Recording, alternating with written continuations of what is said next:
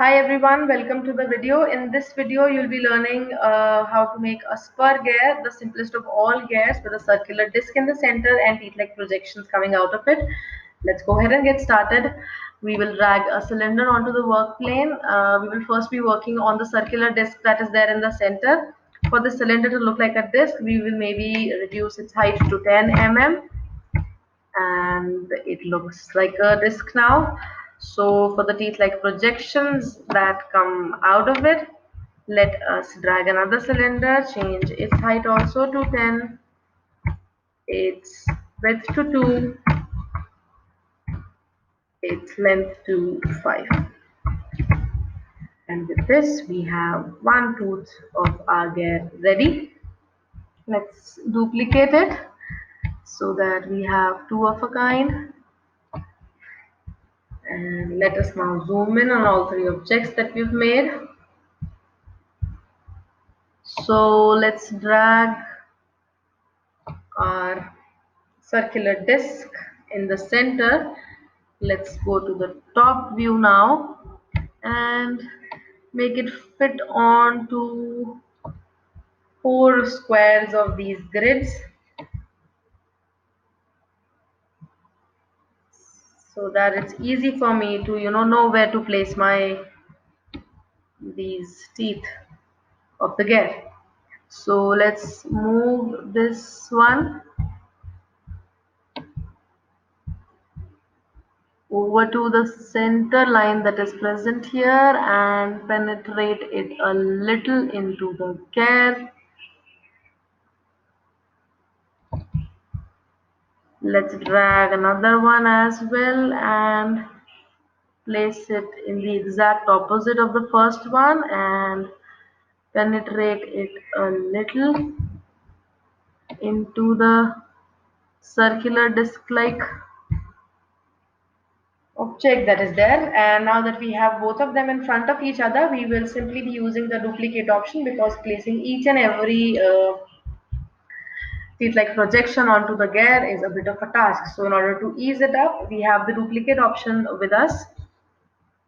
So let's select the first tooth, press shift and then select the other one and let's hit duplicate and let's rotate it at an angle of 20 degrees. So the duplicate option basically does remember the last action that we performed. So what it is going to do is, now the next time I hit duplicate, it is going to create a duplicate exactly like the teeth that are there, like a copy, a set of both the teeth in front of each other, and it is going to rotate it automatically at an angle of 20 degrees. So the next set of tooth that will be present there will be at a difference of 20 degrees from the previous one. So let's go ahead and see if it works.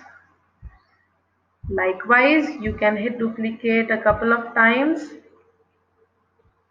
Uh-oh.